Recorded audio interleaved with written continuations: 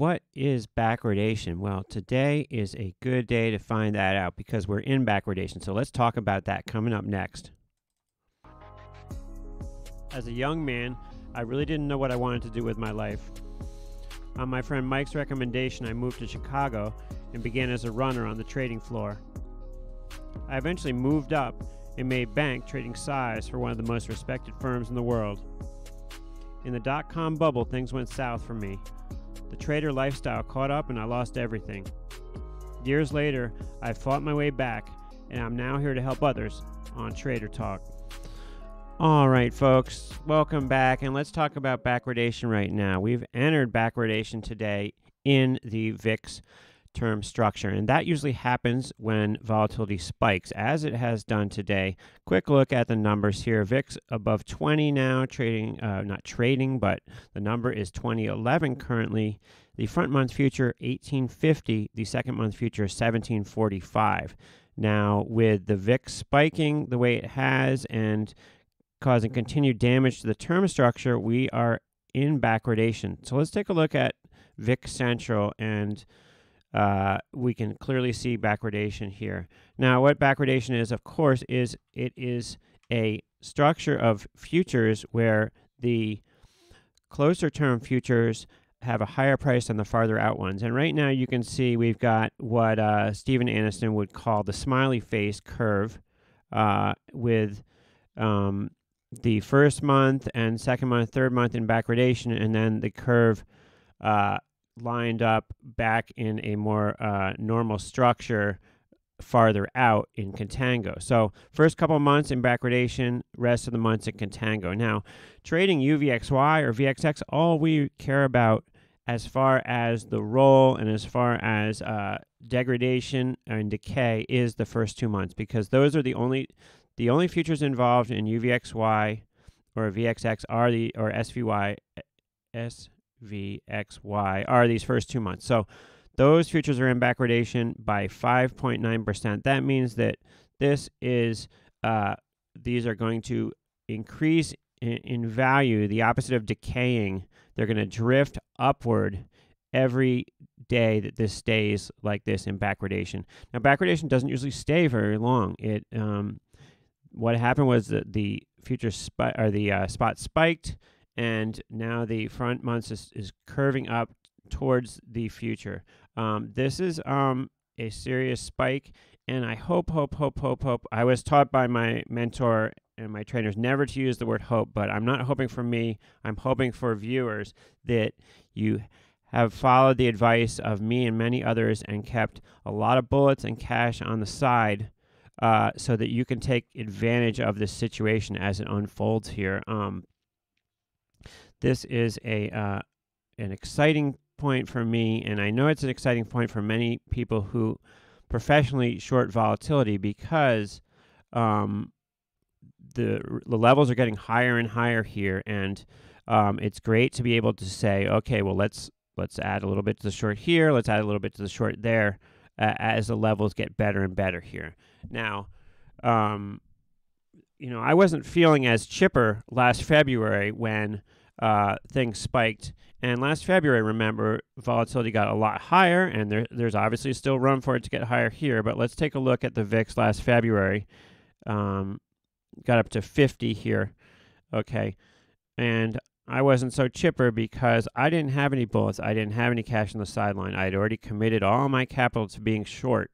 And so I learned some valuable lessons from that one. The first lesson was don't be naked short calls in UVXY. And I can smile about that now because I got lucky and covered them before they blew up too much in my face. But enough about me. Let's talk about your position here. This is another reminder that you need to keep cash on the side because you don't want to run out of bullets. You want to be able to come in and say, oh, wow, VIX is 20. This is awesome. It's a great spot to add to a short. Now, certainly those who protested me talking about shorting this with the VIX at 15, at 20, some of those guys have to come over and say, yeah, I guess shorting farther out, like January, something like that, starts to make a whole lot of sense here, because if you look at, here's the 3-year chart. Well, this point is starting to look like far above the average, right? 20 is starting to look far above the average of the VIX.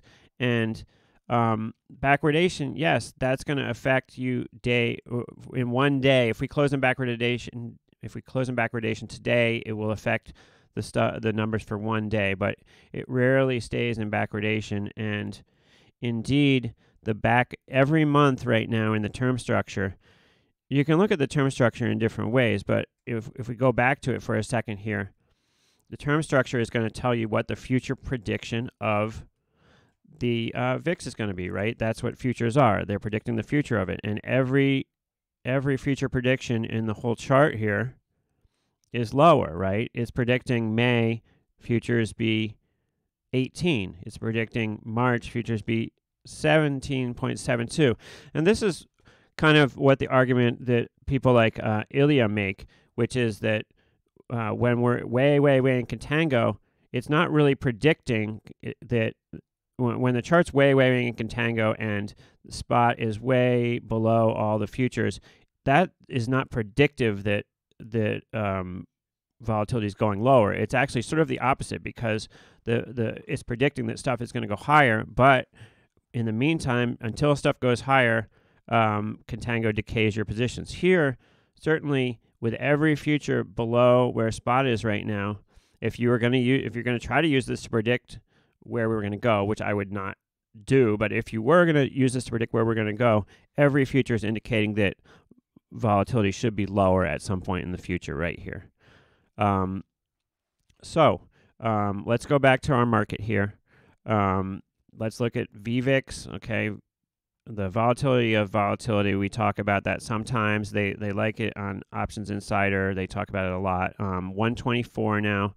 They like to say there that anything below, or I'm sorry, anything above, I don't know, like some guys say like 110, 120 is means that there's a spike going on, or there's something's going to happen. 124 is certainly higher than usual. Now remember, on that February spike, this got up to 203, but elevated certainly. I love the back months getting higher up on here, but the E-mini's down 65, Dow down 545, almost 550, NASDAQ down over 200 points, and we have a screaming sell-off today, folks. So once again, when you look at the E-mini chart, though, we're still in an uptrend, and it would take a much bigger sell-off for us not to be in an uptrend, but pullback here. Not as much of a pullback yet as February, but certainly a pullback here. Do I know where this is going to go? Certainly I don't.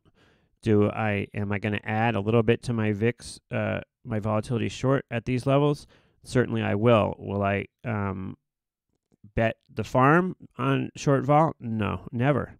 But I am adding to my position here. I have broadcasted that I did put some positions on before shorting, and those have gone against me up until now.